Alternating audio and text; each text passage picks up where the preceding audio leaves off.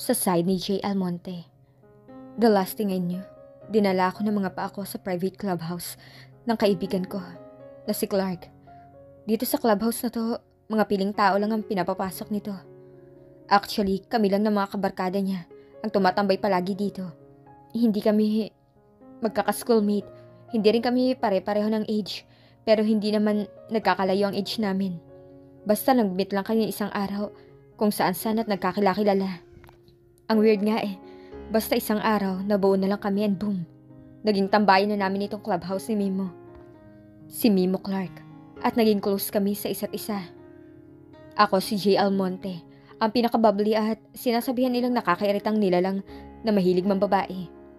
Andyan din si Cross, nadaig pa ang babae sa kasungitan. Maselan yan sa mga bagay-bagay at may pagkamarate. Minsan iniisip ko nga kung talagang spoiled lang siya o bakla siya eh. Na spoiled lang siguro talaga. Imposible namang bakla eh, may girlfriend na yan. Iya yata ang pangalan o Bea. Hala, hindi ko maalala, basta something like that yung name. Sobrang weird nga eh. Ang alam ko pihikan din yung lalaking yan sa sobrang kasupladuhan niya. Pero just imagine, yung napili niyang girlfriend is hindi kagandahan. Well, I don't really mind kung anong itsura ng girlfriend niya. Si Trey. Oh well, the guy's a gentleman. Pinakamatino, wala na akong masabi pa. Yung pinakasiraulo naman sa amin si Eros. Basta gulero, hindi napasok ng school. Repeater ng ewan ko kung ilang beses na ba. Mabait naman yan pagtulog kaya mas mabuti kapag wag nang gisingin. Isang araw nga nagdala siya ng babae dito sa private clubhouse ni Mimo. He pleaded to Mimo na dun muna patirahin yung girl. Wala naman siyang sinasabi tungkol sa amin dun sa babae o kung anong relasyon ng meron sila. Maganda yung babae, simple at malaanghel ang mukha. Actually, parang ang weird ng malamang kakilala ng babaeng tulad nun ang isang tulad ni Eros. Na parang may sungay sa ulo. I mean, napaka-angelic. Hindi lang mukha pati na ang ugali ng babae. Eris ang pangalan. Ang kulit na. Eros at Eris. Masama at mabuti. Kabarkada ko din yung best friend / secret but not so secret love interest ni Ate Gil, si Ate Gabriela, na si Saturn. Kung gaano kagrabe ang pagkakasanova nito, ganun naman kagrabe ang kamanhidan nito. Lahat na ng tao sa paligid nila alam na may pagtingin sa kanya si Ate Gil, pero hindi pa rin yun napapansin ng loko. Meron din akong kabarkatang isang sikat. Sikat as in nakikita sa TV at may fans. Yung leader at vocalist ng banda, si Sink. Isa sa mga kabarkada ko, he used to go to the same academy na pinapasukan ni Cross.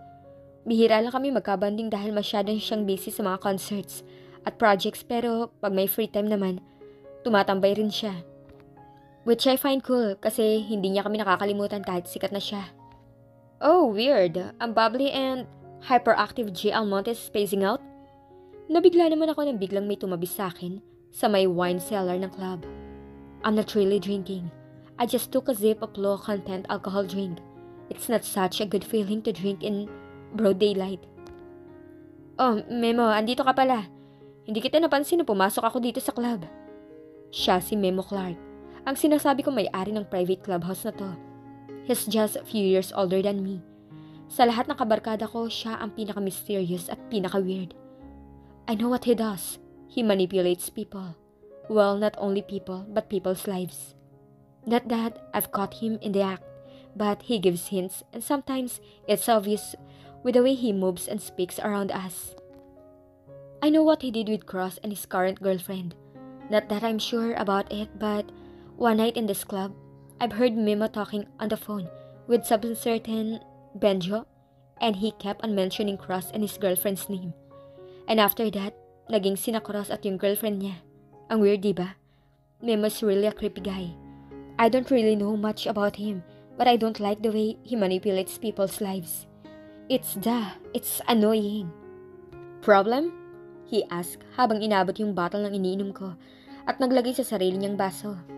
No, yun lang yung sinabi ko, but truth is, I have something that troubles me right now, pero ayokong sabihin kay Mimo. I wouldn't want him meddling in my life. I'm not one of his effing chess pieces to manipulate. Oh, really? So, I suppose you're not having any trouble with that girl. Wait, what's her name again? Ah, Leticia, was it? Teka, how did you know Letitia's name? Oh, don't tell me you're putting me in one of those absurd games of yours. I'm not putting you in any games, Jay, cause you're already in it. Stop being ridiculous. Sa sobrang inis ko, nasuntok ko siya sa mukha. At dahil dun, tumaob siya sa kinaupuan niya at napaupo siya sa may sahig. I'm just having fun, dude. Fun? We really have some mental issues, pare. Tell me, ano ginawa mo this time, ha? What trick did you do to me? And yeah, to Leticia. And why do you even care? This is just a game, Jay. Nothing to take too seriously. Tumayo siya at lumapit sa akin, tapping me on my shoulder. Tinulak ko siya sa balikat niya para ilayo sa akin. You're not funny, Mimo. Stop playing games especially with me. I'm not going to tolerate this sick and twisted game of yours, even if you're a friend. Oh, you don't like games? Don't be such a hypocrite. I thought you're a player too. You play with girls' hearts, don't you? Isn't it fun to play with people? That one hit me, tama si Mimo. I used to play with girls' hearts. I don't take them seriously. I 2x some of them. I play with them. Pero dati yun, I stop. Ever since I felt this way towards her. Leticia, ever since I met her, she made me feel something weird inside me. Don't worry, Jay. Every time I play a game, I make sure my pieces win. It's gonna be a happy ending for everyone. So no need to sober, my friend. Shut up! Susuntukin ko na sana ulit siya sa muka dahil sa inis ko. Kaso napatigil ako nang biglang may humarang na babae sa harapan ni Mimo. Stop! Nanlaki yung mga mata ko nang makita ko kung sino ang nasa harapan ko na pumigil sa akin sa pagsuntok kay Mimo. A small petite girl with her arms stretched forward to stop me. Habang nakapikit ang mga mata niya. Eros girl. Eris. The girl with the angelic face that Eros asked Mimo to stay here in his private club. Eris, get out of the way! Nagpipigil inis kong sabi, I don't want to hit the girl. I will, if you promise not to hit him. Oh, I guess I got myself a guardian angel here. Pangasar ang sabi ni Mimo as he stood next to Aries. Sisigawan ko palang sana si Mimo dahil sa inis ko pero I didn't have the chance to do. Nang marinig kong magbuntong hininga si Aries at hinarap si Mimo at sinampal ito. That surprised me. The girl-like angel just slapped Mimo hard on the face. Whoa. But what's more surprising, nung bigla niya ako hinigit sa kamay at hinila palabas ng clubhouse. Nagpatianod na lang ako sa paghihila niya sa akin kasi medyo nabigla pa rin ako sa pananampal na ginawa niya kay Mimo. Has she something against Mimo too? Eris, wait. Where are you taking me? Nung medyo nakaget over na ako sa pagkabigla ko, nagawa ko na rin tumigil sa panghihila niya sa akin at tinanong siya. Ha? Ewan. Alam mo ba kung nasan si Eros? Hindi. O sige, bye. Bigla siyang naglakad lampas sa akin pabalik sa direksyon ng clubhouse. Okay, weird. Pagkatapos niya akong hilahin palabas ng clubhouse without any reason, iiwan niya ako dito. Tapos babalik ulit siya sa clubhouse? Absolutely weird. Napalingon ako sa kanya nang marinig ko siyang magsalita muli. Jay, na-inlove ka na ba? Ha? Alam mo ba yung pakiramdam na lagi mo siyang naiisip? Napapasaya ka niya. Isang silip mo lang sa kanya, nabubuo na yung araw mo. Gusto mo laging marinig ang boses niya. Tapos pag nakikita mo siyang malungkot, nalulungkot ka rin. Alam mo ba yung mga pakiramdam na yun, Jay? Hindi ko nagegets kung bakit tinatanong ito ni Aries pero isa lang masasabi ko. Oo, alam ko yung pakiramdam na yun. Nararamdaman ko yun para kay Leticia. Noong una ayaw ko aminin pero pagtagal-tagal na pagtanto ko sa sarili ko na sa lahat ng babaeng nakasalumuha ko, si Leticia yung pinaka nagbigay ng kakaibang impact sa akin.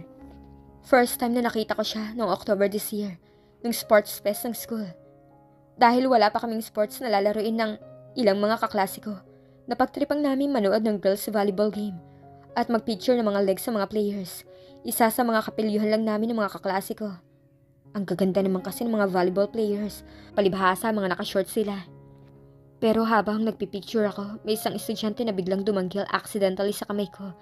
At dahil dun iba ang napicturan ko. Yung isa sa committee ng volleyball na nasa may tabi ng taga-score ang napicturan ko. That time, Leticia was one of the volleyball committees and siya yung napicturan ko.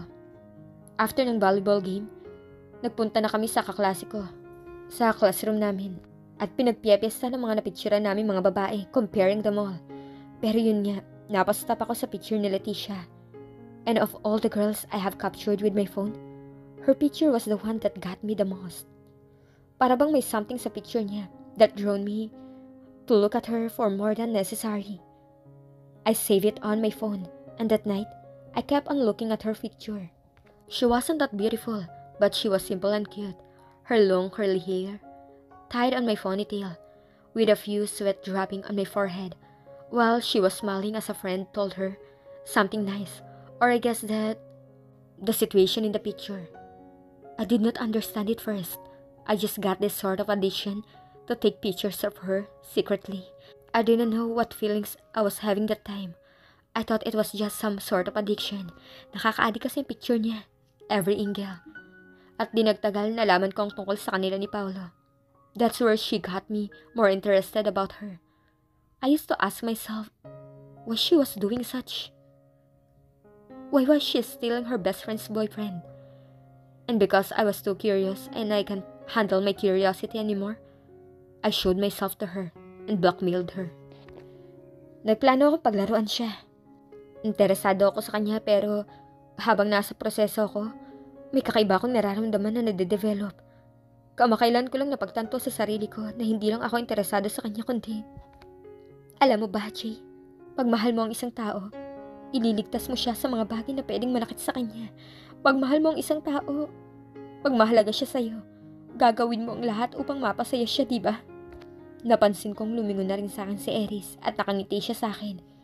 Ninitian ko rin siya nang may ma-realize ako sa mga sinabi niya. Alam mo, Eris, tama ka. Sige, mauna na ako. May pupuntahan lang ako. Tumango rin siya sa akin bilang tugon at nag-wave ng kamay niya. Dinalikuran ko na siya tumakbo papunta kay Leticia. Ilang beses ko nang nakitang nagpakababa si Leticia sa isang walang kwentang lalaki. Ilang beses ko nang nakitang umiyak si Leticia pero sa ilang beses na yun, wala akong ginawa para patahanin siya. Hinayaan ko lang siyang masaktan. Pero ngayong sigurado na ako sa nararamdaman ko, handa na akong abutan siya ng panyo. At kung kulang pa ang panyo, kahit mabasa pa ang damit ko, basta matuyo lang ang mga luha niya, ayos lang sa akin. Sabi nga ni Eris, kung mahal mo ang isang tao, gagawin mo ang lahat upang mapasaya siya. Ililigtas mo siya sa mga bagay na makakapanakit sa kanya. Oo, aminin ko. Mahal ko na nga si Leticia. Sa side ni Leticia. Minsan sa buhay natin, may mga panahong parang gusto na nating sumuko at ayaw na nating magpatuloy pang mabuhay. Minsan feeling natin, ang tanging solusyon na lang ay ang magpatiwakal. At yung minsang yun, nangyayari sa akin ngayon. Hindi ito ang unang beses. Ito na yung pangalawa. Napapaisip tuloy ako malas lang ba talaga ako o sadyang ito ang kapalaran ko. Siguro nabuhay lang ako sa mundong to para malungkot at magdusa. Hinihiling ko lang naman maging masaya at makaramdam ng pagmamahal. Pero kahit kailan, hindi ako nakatanggap nun. Akala ko nga, nakatanggap na ako mula kay Paolo. Pero yung pala niloloko lang niya ako. Pinaglaruan lang. Alam mo ba yung feeling na wala ka namang ginawang masama sa kanya pero bigla na lang niyang lolokohin ka? Pinagpalit ko ang best friend ko para sa kanya. Pati ang mga naging kaibigan ko nilayon ako nang dahil sa pagpapakababa ko kay Paolo. Pero lahat ng naisakripisyo ko para sa kanya nawala ng halaga dahil napakaloko niya. Pero siguro hindi ko ibibigay lahat ng sisi kay Paolo. After all, ako din ang may kasalanan dito. Wala masama ang ugali. Traidor sa kaibigan at sarili lang ang iniisip ko. Hello? Sa wakas, sinagot na din niya after several attempts ang tawag ko. Mama, ako to si Leticia. Oh, napatawag ka. Anong meron? May kailangan ka ba? Ubus na ba yung pera na iniwan ko? May babayaran ka ba sa school? Hayaan mo, dadaan ako isang araw tapos mag-iwan ulit ako ng pera. Ma, hindi yun. Ha? Ano? Naku, Leticia, saka ka na lang ulit tumawag. Gabi na masyado. O kaya text mo na lang ako. Ibaba ko na tong call. Ma. Nagbabadya ng tumulo ang mga luha sa mga mata ko habang humihigpit ang hawak ko sa may cellphone ko sa aking tenga. Ma, umuwi ka na please. Hindi siya sumagot. Ma, kailangan kita. Mama, malungkot ako ngayon. Miss na miss na kita, ma. Please, mama. Gusto kita makita. Sobrang nag-iisa ako ngayon. Wala akong mayakap. Leticia. Mommy, let's go to bed na. Parang tumigil ang mundo ko nang marinig ko sa background ng kabilang linya ang boses ng batang babae. Mommy, I'm sleepy. Yeah, I'm coming, sweetie. Go ahead. Mahina mang pagkakasabi nun ni mama para siguro hindi ko marinig at nakaabot pa din siya sa pandinig ko. Mama, sino yun? Hindi siya nakasagot agad. Leticia, I'll just call you tomorrow. I'm tired. Ma, click. Inan niya na yung call. Rejected not only by everyone but also by my own mother. Ayoko na. Ayoko na talaga. At sama-sama na loob ko. Ang huling taong alam ko malalapitan ko na lang sa ganitong oras ay ang nanay ko. Kaya ko siya tinawagan eh. Gusto ko lang naman ng konting pag-asa. Gusto ko lang naman makatabi sa oras umiiyak ako. Gusto ko lang namang may yumapo sa akin at maramdaman yung mga kamay sa likod ko habang pinapatahan ako at sinasabihan ako ng okay lang, Leticia, magiging ayos din ang lahat. Pero binabaan niya lang ako ng telepono. Pagod daw siya.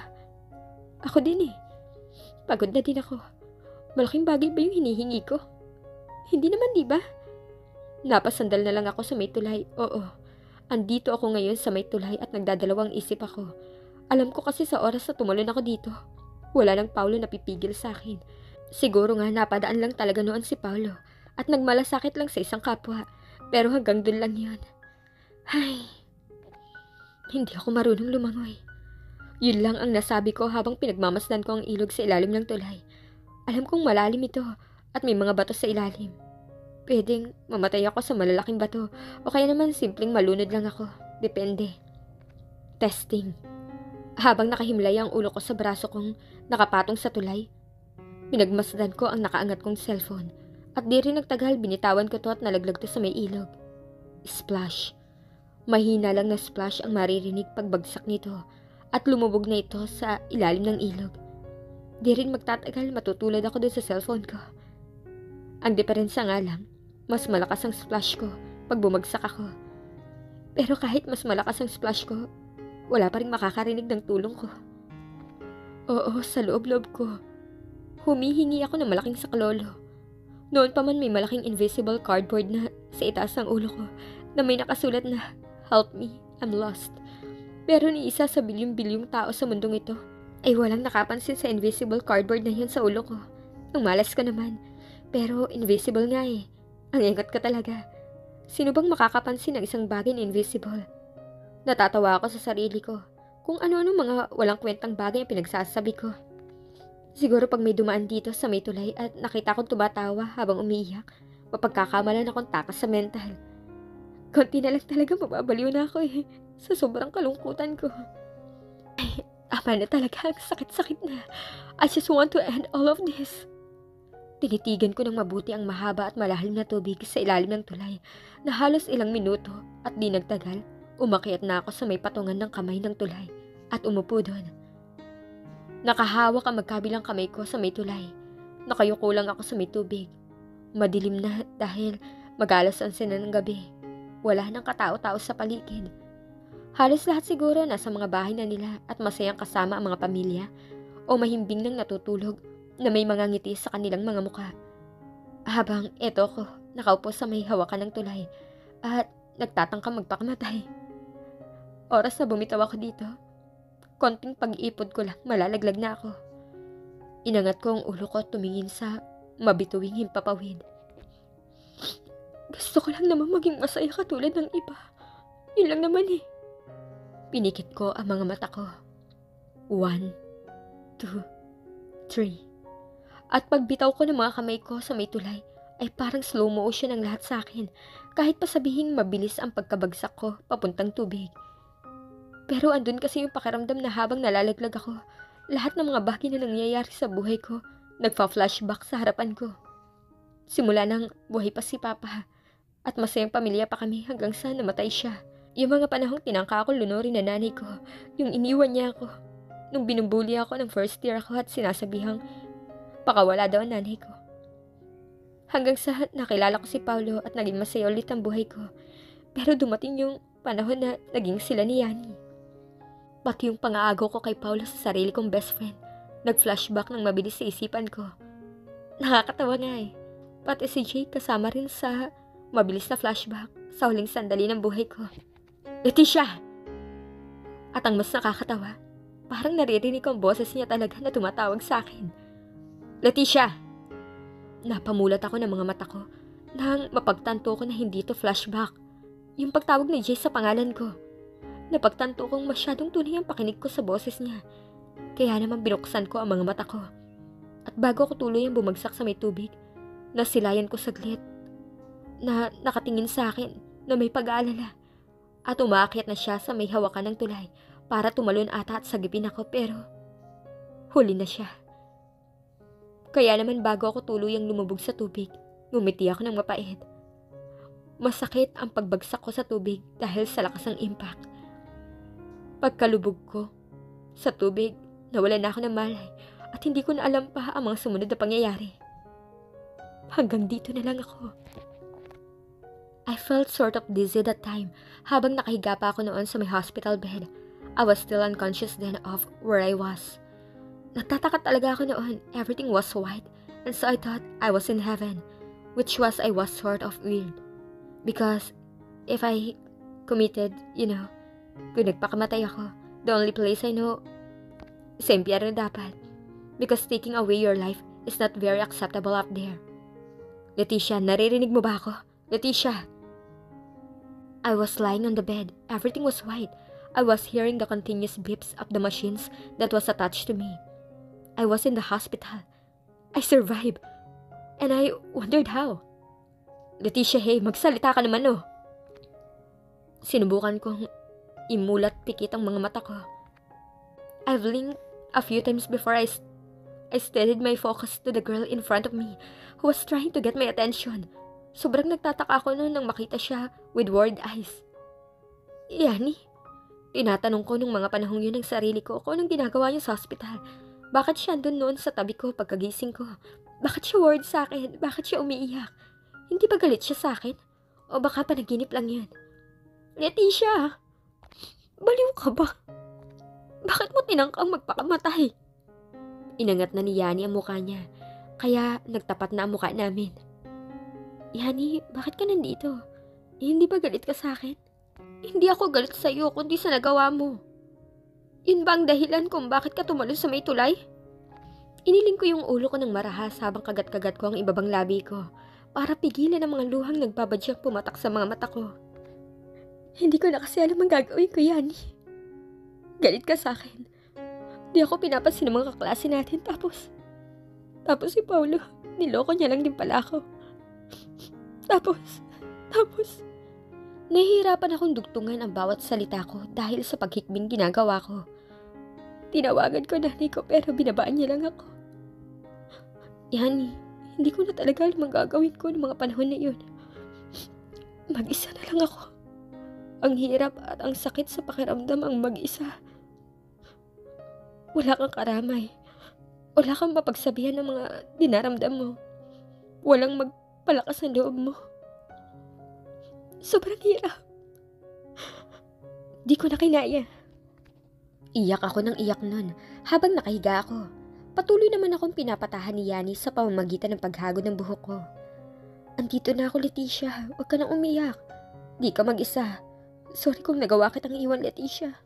I'm really sorry. Bakit ka nagsasorry sa akin, Yani? Ako naman yung nakagawa ng mali sa iyo, ha? May nagawa din ako mali. Ha? Noong mga panahong nagsasorry ka sa akin, di ko tinatanggap ang sorry mo. Pero hindi naman kasi talaga katanggap-tanggap ang sorry ko. Ang laki ng kasalanan ko sa iyo. Hindi mapapalitan ng 1 o 10 sorry ang pananakit at panloloko na ginawa ko sa iyo. Umiling si Yani habang nakapagkit pa rin ang isang weary smile sa kanyang mukha. Lahat ng tao nagkakamali pero paano maitatama ng tao ang mali niya kung hindi siya mapatawad ng taong nagawa niya ng mali? Nagpadala ako sa galit ko sa ginawa mo, Leticia. Naging makasarili din ako at hindi nakinig sa paghingi mo ng apology at hinayaan at pinagmasdan lang kitang makast out sa klase natin. Sorry, Leticia, for not giving you a chance. Ayokong para sa lalaki lang mag-away tayo. Mas mahalaga ang pagkakaibigan natin kaysa sa kahit sinong lalaki. Ayaw kitang ipagpapalit. Kaya Leticia, bati na tayo please. Miss na kita eh. Minsan sa buhay natin, bigla-biglaan na lang magdidilim ang lahat. Minsan sa buhay natin, bigla-bigla na lang magdidilim ang lahat at babagsak ang mundo natin. Nandyan yung babahain tayo ng luha. Makakaramdam tayo ng sobra-sobrang lungkot at pagsisisi habang pinagmamasdan nating lumayo ng lumayo ang mga taong importante sa atin. Pero minsan din naman, parang brownout lang yan. Pag nagdilim ang mundo mo, huwag kang magpanik. Huwag kang matatakot. Dahil di rin naman magtatagal ay magkakailaw din at babalik din ang liwanag sa mundo mo. Pero kung matatagalan ang brownout na to sa buhay mo, huwag kang mag-alala. Dahil ang kailangan mo lang gawin, mga pa sa mga sulok-sulok o tabi-tabi ng mga magsisilbing flashlight at ilaw para magbigay ng kahit konting liwanag. Muntiman ay sapat na para maging pag-asa mo habang iniintay na muling magliwanag ng tuluyan ang mundo mo. Pagkatapos ng iyakan namin noon ni Yani sa hospital, ay nagkabati na kami. Sabi ni Yani na di naman daw sapat na dahilan ng isang lalaki para buwagin naman ang isang bagay na mahalaga tulad ng pagkakaibigan namin. Kinakailangan kong magstay noon sa hospital for about 3 weeks for observation and medical care. Dahil nung bumagsak daw ako sa tubig, napasama daw ang impact ng paghampas ng likod ko sa tubig. Kaya mag-undergo daw ako sa isang buwang therapy to make sure na magiging maayos ang likod ko. Fortunately daw, hindi napasama ang tama ng ulo ko sa tubig. Kasi baka pag nagkataon daw, baka naging mitya yun ang buhay ko. At buti na lang din, hindi rin ako tumama sa mga bato. Nagkaroon ako ng konti at maliliit na galos sa katawan at medyo masakit ang braso ko. All in all daw, wala namang nangyaring malala sa akin. According to them, I was lucky to survive such fall. Sa pagstay ko sa hospital, dinalaw din ako ng mga kaklase ko. Nagsorry din sila sa akin sa inasal daw nila. Naging mapanghusga daw sila masyado. Humingi din naman ako ng tawad at nagkaayos na kaming lahat. Masayang-masaya talaga ako noon, sobra, kahit na di man lang ako binisita ni Paulo at lalo na ni Mama. Sa bagay, paano niya ako bibisitahin kung hindi niya naman alam na na-hospital ako? And moreover, hindi niya naman alam ang nangyayari sa buhay ko. Dahil ever since then, wala na siyang pakialam sa akin at hanggang sustento na lang siya. Pero di ko kasi kailangan ng sustento niya. Pagmamahal niyang kailangan ko. Pero I have had enough dramas. Simula nang makaligtas ako sa fall na yun, nagbago na ang pananaw ko sa buhay. It was a second chance for me. Actually, I was grateful to God that He gave me a second chance because to tell the truth, I actually regret committing that. For me, it was the most cowardly thing I've ever done in my life.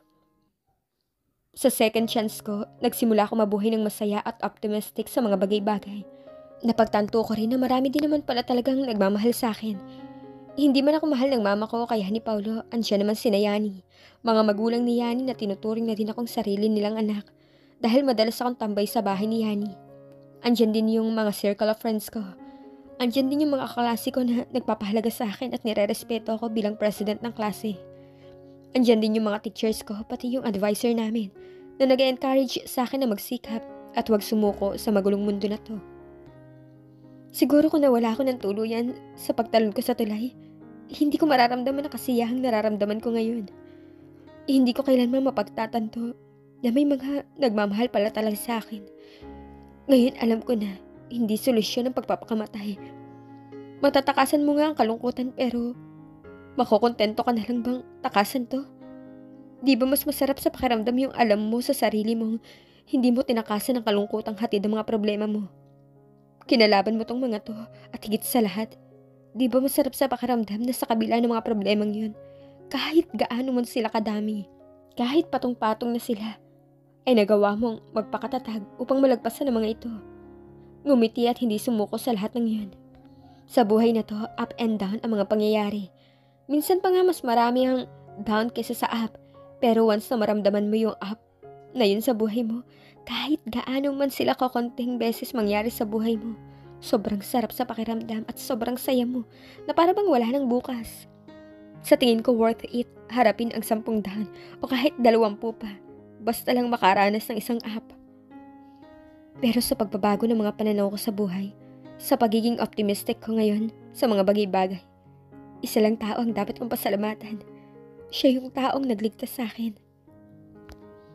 Tandaan niyo ba yung lalaking madalas kong sabihan ng unggoy, nakakainis, nakakairita, abnormal, siraulo, mayabang, makulit, baliw, prangka, masakit magsalita, pangit, nakakadiri, syokoy, at ang biggest rude na nakilala ko sa buhay ko? Yeah, si Jay Almonte. He also jumped off the bridge to save me. Can you believe that? I used to call him a rude, but now I can call him my savior. But really, if I had to review the past events in my life, he's not really the rude here. He might be annoying, yes. He might have blackmailed me. He might have asked me to do stuff for him, but really, he's not such a rude. The true rudes here was me and Paulo. Nanloko kami ng tao, nanakit kami ng damdamin. Mga sarili lang namin ang iniisip namin. Nawalan kami ng pakialam sa nararamdaman ng iba. That's what rudes are, right? After that episode in my life, I came across Paulo once again. I wanted to be angry with him for playing with my feelings as well. I wanted to shout at him, curse him, and throw things at him. Pero wala akong nagawa sa mga minention ko, but instead, I smiled weakly at him. Another thing that I've heard in this second life, bearing grudges is your own burden. So if you want true happiness, you'll have to learn to forgive those people who have done you wrong, no matter how bad they have hurt you. It may take time to heal the pain they have caused you, but forgiving is one of those medicines you'll need to take in order to heal completely. Paulo told me that he didn't really meant it. There was a certain person named Mimo who ordered him to play this so-called human chess game or something like that. And that Mimo guy told him to trick me about his feelings towards me. Hindi ko kilala yung lalaking yun. At kung ano ba yung purpose niya para manipulahin ang larong ito. And I also don't know if Paulo was just making it up. But whether it's true or not, I don't really care anymore.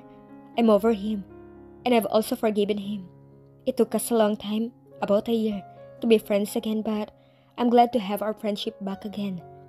But there was nothing more. We're just really friends and none of us are expecting something more than that. And as for me and Jay, I thank him for saving me. And guess what? Kung ano natanggap ko sa kanya. Isang sapak. Oo, sinapak ako ng siraulong yun. Bakit mo ako sinapak? Kalalabas ko lang ng hospital, gusto mo na agad akong pabalikin doon. Napakasama mo talaga. Para yan sa kalokohan mo. Akala mo ba, kamuntik na rin ako mawala? Galit na sinigawan niya ako nun. Habang nasa hallway kami ng mga 4th year. Lunch break nun at nagpunta ako sa may classroom niya para makausap siya ng personal. Kasi di niya ako dinalo sa hospital eh. Kakatampo. At sino ba may sabing sundan mo ako at tumalon ka din at iligtas ako? Kundi ka rin naman isa't kalahating eng-eng. Saka OA mo ha. Galos nga lang natamo mo. Di ka nga ng hospital. Kaya ano pinagsasabi mo dyan, nakamuntik ka na rin. Sa pagligtas sa akin ni Jay ay wala namang nangyaring grabe sa kanya dahil tama ang pagtalon niya sa tulay. Pauna ang kamay at ulo. Tama ang diving position niya kaya walang nangyari sa kanya. Pero nagkaroon siya ng konting-konti at maliliit na galos sa may braso niya na natamo niya sa maliliit na bato. Muntik nang mamatay ang puso ko ng dahil sa'yo. Kumunot ang noo ko sa sinabi niya. Ha? Alam mo bang sobrang natakot ako? Nang makita kong inilaglag mo ang sarili mo sa tulay at habang bumabagsak ka, buong akala ko tuluyan ka na mawawala at hindi ko man lang masasabi ang nararamdaman ko para sa'yo. Na noong mga oras na iyan ay katutuklas ko lamang. Narinig ko ang sigawan at tukso ng mga estudyante na noon nasa may hallway din at narinig lahat ang mga sinabi ni Jay. Noong una hindi agad nag-load sa isipan ko yung mga sinabi niya pero nung nakarating na siya sa utak ko at nag-process na lahat ang sinabi niya ay nanlaki ang mga mata ko. At bago ko pa matanong kay Jay kung ano mismo yung ibig sabihin niya sa mga sinabi niya, wala na siya sa harapan ko. Tinalikuran niya ako at nakita ko naglalakad na siya palayo sa akin sa may hallway habang nakapamulsa. Jay! Hindi niya ako nililingon at patuloy lang siya sa paglalakad kaya naman hinabol ko siya.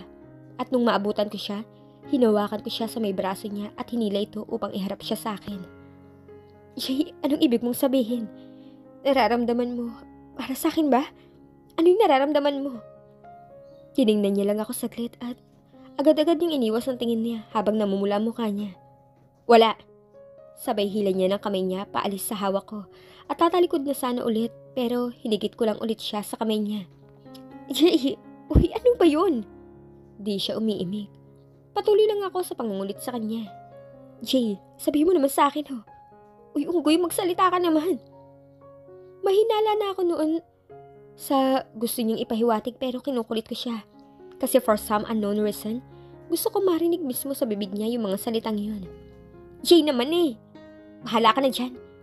Binitawan ko na siya at tinalikuran na. Nang mapag-isip-isip kong wala na talaga siyang balak umimik pa sa akin. Pero pagtalikod ko at habang naglalakad na ako sa hallway, sa may direksyon pabalik sa classroom ko, narinig ko siyang sumigaw. Yung nararamdaman ko sa'yo. Mahal kita, Leticia. Napatigil ako sa paglalakad at agad-agad napalingon. Ha? Narinig ko yung sinabi niya loud and clear, pero nabigla talaga ako sa sinabi niya na akala ko nagkamali lang ako ng pakinig. Wala, sabi ko bingi ka.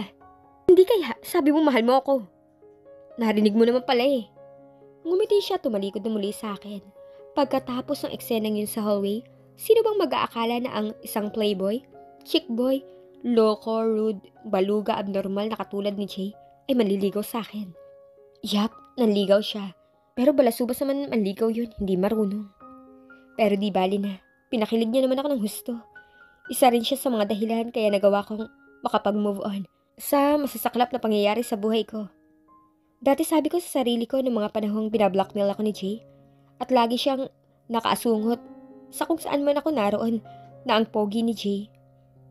Di ko madedeny sa sarili ko na he's really attractive. Pero bukod sa kay Paulo lang nakatuon ng attention ko noon, sinabi ko din sa sarili ko na gwapo man at attractive si Jay. There's only 1% possibility for me to have my eye on him. Lalong-lalo na ang ma-in-love. Sabi ko dati imposible yun. I hated him pero sabi nga nila 1% man, isang posibilidad din kaya ignoring 99%. I fell in love, especially after he confessed me the meaning of those pictures in his memory card. I told him he was creepy to be such stalker, pero sa loob-loob ko napapangiti ako dahil sa totoo lang, sa tingin ko, it was very sweet of him. Lumipas ang ilang buwan, nadagdagan ang laman ng memory card niya. Hindi na lang solo shots ko. Picture ko na ang nandun sa memory card niya. Picture ko, nakasama siya. Di ko rin nakalain na seryoso pala sa akin si Jay. Nung sinabi niyang gusto niyang manligaw, di ko na siya nakita pang nakikipaglandian. What a term, di ba? Sa ibang babae. Inabot din ng ilang buwan ang panliligaw niya dahil ayoko siyang sagutin agad. Dahil it also took me months to fall in love with that annoying guy. At nung graduation ball namin, dun ko siya sinagot. Naging kami pagkatapos. Sobrang in love kaming dalawa na pati si Yani kinikilig sa amin. Si Yani naman noong mga panahong yun ay madalas pinapakita sa akin na masaya siya. Pero alam ko na malungkot talaga siya dahil hindi pa rin siya talaga nakaka-move on kay Paulo. Nagigilty ako ng mga panahong na yun dahil alam ko na ako may kasalanan ng pagdudusa niya. Kaya naman laking pasasalamat ko nang dumating si Jared sa buhay niya. Si Jared yung masugid na manliligaw ni Yani. Ayaw talagang magpaligaw ni Yani dahil parang ayaw niya munang mapunta sa isang relationship after nang nangyari sa kanila ni Paulo. Pero porsigido talaga si Jared. Kaya sa huli, napapayag na niya si Yani. Naligawan niya ito. Hanggang summer nga naliligaw si Jared at sinundan niya pa ng university si Yani sa panliligaw niya. Di ba ang sweet?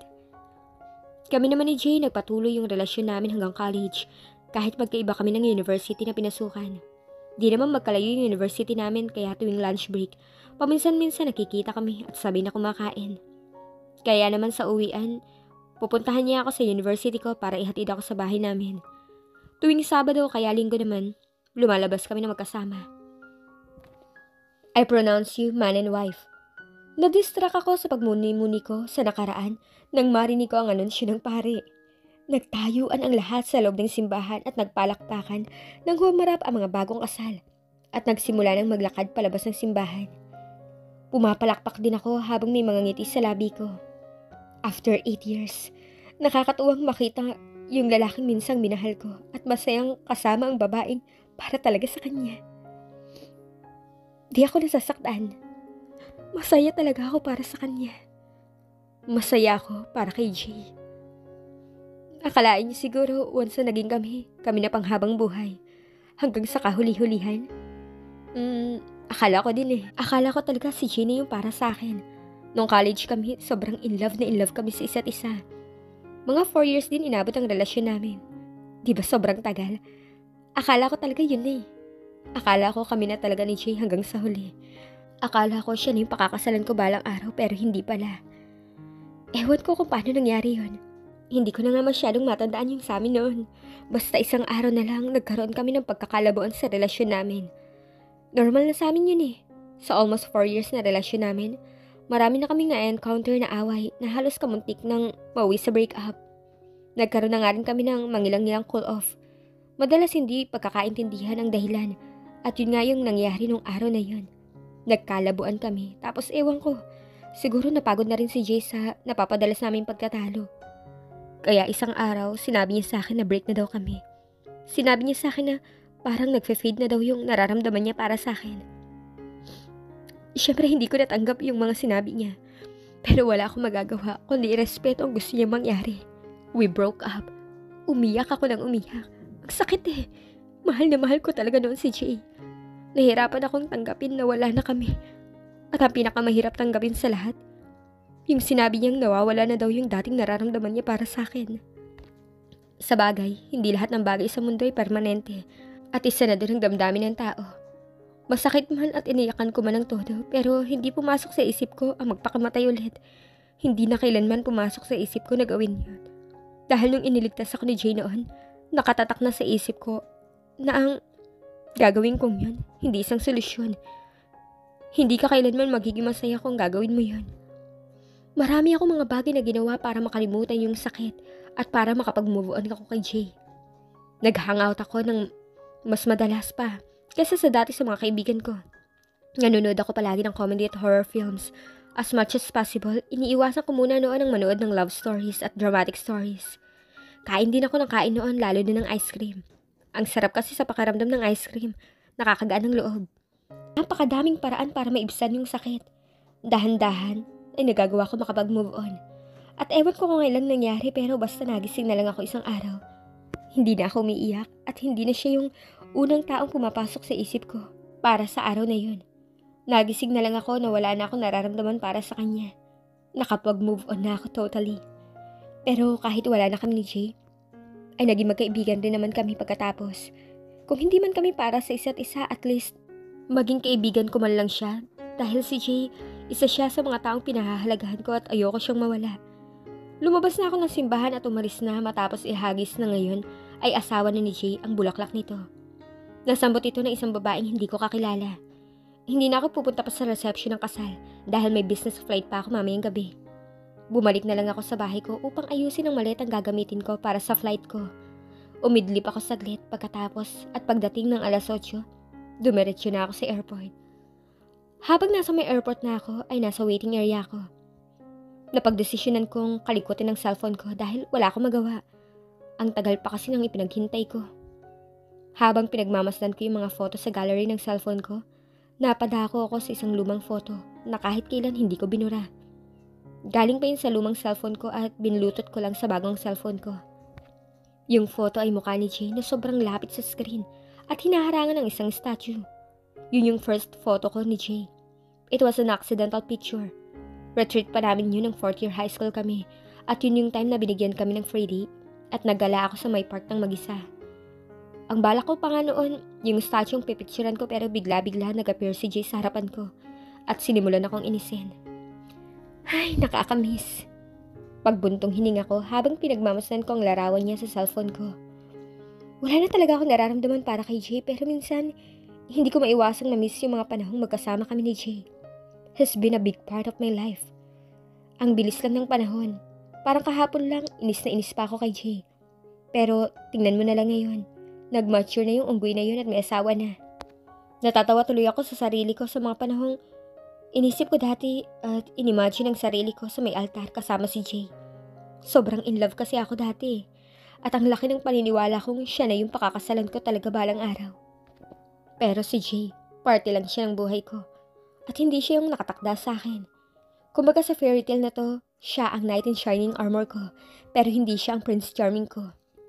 Kung sino man yung Prince Charming na yun, sana dumating na siya. Gusto ko na siyang makilala. Click!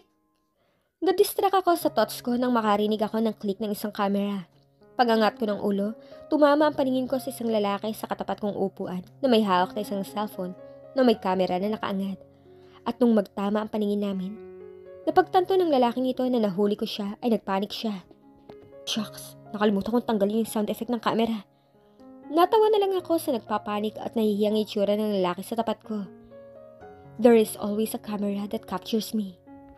Sa lahat ng mga listeners, alam ko naman na ang gusto niya talaga makatuluyan ni Leticia ay si Jay. Medyo iniba lang natin or naglagay lang tayo ng twist sa story. Kasi hindi naman sa lahat ng pagkakataon, ang love story na uuwi sa happy ending. Sa happy ending na magkasama pa rin kayo. Meron din kasi mga happy ending na kailangan mo magkaroon ng space, kailangan mo mag-isa. Kailangan mong hanapin muna ang sarili mo. At sigurado ako, sa nakatakdang panahon, mahahanap mo rin kung sino ang para sa'yo. Again, thank you so much po sa lahat ng mga listeners ng story nito. Sana po ay muli niyong subaybayan ang mga susunod na love story na ibabahagi namin sa inyo. Thank you and God bless you all.